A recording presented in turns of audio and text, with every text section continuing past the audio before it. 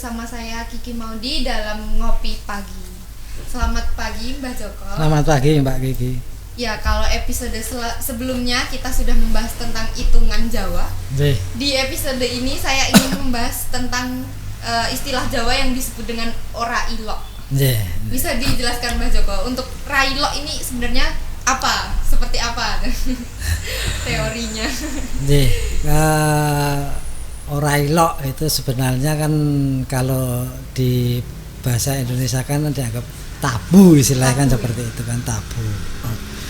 Namun di dalam ketika kita berbicara tentang budaya Jawa atau budaya Nusantara, itu orailo itu memiliki makna yang lebih luas lagi. Diumpamakan ketika dulu itu orang-orang tua kita melarang kita untuk tidak makan di depan, di tengah pintu. Kemudian kenapa kalau orang makan itu harus posisinya harus duduk bersila. Dulu memang ada di dalam budaya Nusantara itu memang railo itu memang lebih kepada lebih dalam maknanya, tidak hanya sebatas tabu saja, tetapi lebih dalam. Dulu memang kerap orang tua kita kadang mengajarkan kepada kita jangan sampai kalau makan di tengah jalan, di tengah pintu. Kemudian kenapa kalau makan itu harus duduk bersila, semacam itu dan lain-lain lah, banyak. Itu sebenarnya dulu itu hal semacam itu bukan dimaknai sebagai railo, tetapi itu sebenarnya mengajarkan kita. Jadi orang-orang tua dulu mengajarkan kita itu tentang perilaku luhur dengan konsep kehidupan. Jadi dengan konsep dijalani langsung, tidak hanya melalui konsep buku atau wejangan. Teori saja ya. Tetapi langsung harus dijalani. Itulah kenapa sejak kecil kita sudah diajarkan untuk itu. Sebenarnya yang tidak diajarkan dalam sebuah kitab itu diajarkan dalam konteks kitab kehidupan, dan inilah yang kadang orang tidak paham. Di dalam filosofi Jawa ini disebut juga sebagai sastra cetha tanti nulis. Jadi sastra cetha tanti nulis itu sebenarnya kan aksara-aksara yang kelihatan dalam kehidupan, tetapi memang tidak ditulis. Sehingga inilah sebenarnya kan ilmu sejati, ilmu hidupnya. Lah kenapa kita tidak boleh makan di tengah pintu? Lah ketika ada orang lewat nanti kan ketabrak. Lah kalau tabrak jatuh, kenapa kita harus kalau makan dalam keadaan duduk, harus yang baik, dalam posisi yang baik? Karena apa? Karena makanan yang masuk ke ini juga tidak akan membuat kita sakit dalam posisi yang baik.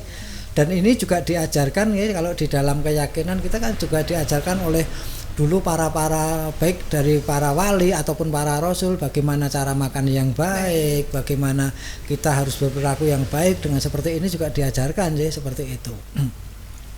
Nah, cuman ketika masyarakat Jawa ini dalam konsep kehidupan itu lebih banyak dijalani atau diajarkan dalam setiap hari, akhirnya kitab-kitab ini menjadi kitab kehidupan. Termasuk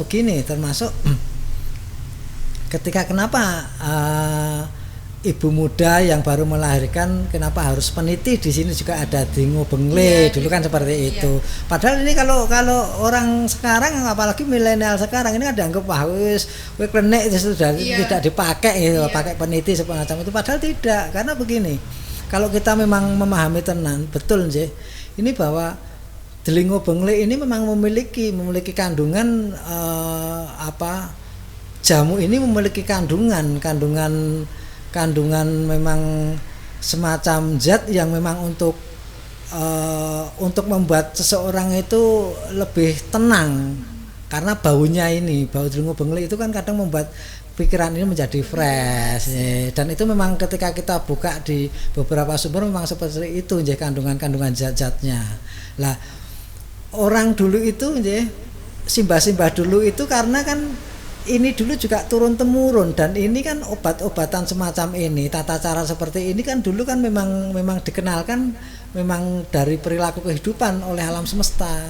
Itulah lah akhirnya kan itu diajarkan lagi kepada anak cucunya, tetapi dengan cara perilaku yang diajarkan langsung. Diajarkan langsung. Dikatakan kalau seperti itu tolak sawan gitu. Kalau dulu disebut tolak sawan, dan sekarang memang benar karena memang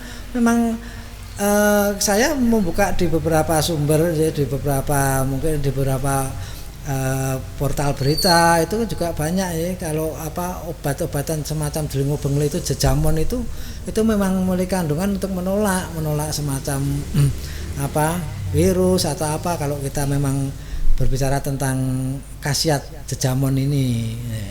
Tetapi dulu orang tua dulu kan tidak tahu, dia hanya pada konsep karena ini menjadi pakulinan turun temurun, dan dia memahami ilmu-ilmu seperti ini kan sebenarnya kan memang diwariskan turun temurun, sehingga dan dia diajarkan oleh apa ya, karena konsepnya pendekatan dengan alam semesta itu kan seperti itu memang manusia itu memang kembali lagi bahwa konsep itu semuanya akan harus selaras. Makanya di dalam budaya Nusantara khususnya masyarakat Jawa ada konsep memayu hayuning bawono, karena segala perilaku itu sebenarnya kan baik ketika kita menjaga keselarasan antara seluruh isi alam semesta ini. Inilah konsep memayu hayuning bawono. Jadi semacam kata railok ini sebenarnya railok itu sebenarnya kan orang-orang tua mengajarkan kita bagaimana berperilaku luhur, tetapi dengan cara belajar langsung. Sebenarnya kan itu maknanya di situ. Karena terkadang kita juga sebagai anak muda, kalau kita tanya terlalu mendalam, kalau dikasih tahu jangan betul. Jadi kita mikirnya, mungkin tidak baik seperti ini, ada unsur lain.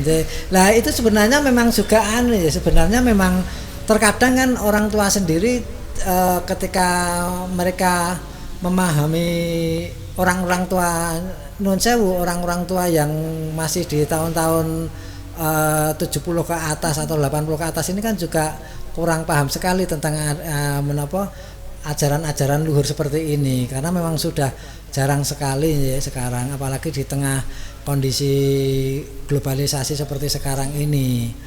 Nah, dulu memang ketidakpahaman ini akhirnya kan hanya sebatas tiru meniru. Nah, tetapi tiru meniru ini sebenarnya memang hakikatnya baik. Masih tetap tidak meninggalkan pesan. Esensinya tidak tertinggalkan sebenarnya. Tetapi alangkah baiknya memang sekarang anak-anak muda sekarang memang dikasih pemahaman yang utuh. Apalagi anak-anak milenial sekarang kan lebih kritis sekali. Bahkan hal apapun kan dikritis di macam inilah. Ini pemahaman ini penting sekali. Anak milenial sekarang memang lah. Ini kembali lagi ketika bahwa konsep-konsep keluhuran apa yang diajarkan dalam konsep pantangan atau tabu railok ini tadi, kalau memang kita mampu belajar betul dari konsep kehidupan, maka kita akan memperoleh keluhuran dalam kita menjalani bebrayan ageng. Bebrayan ageng itu kita bersosialisasi dengan masyarakat secara luas, semacam itu. Saya kira itu. Baik, terima kasih ilmunya yang luar biasa di episode kali ini. Semoga bermanfaat untuk teman-teman ngopi pagi kali ini. Terima kasih Mbak Joko. Mbak. Wassalamualaikum warahmatullahi wabarakatuh. Waalaikumsalam warahmatullahi wabarakatuh.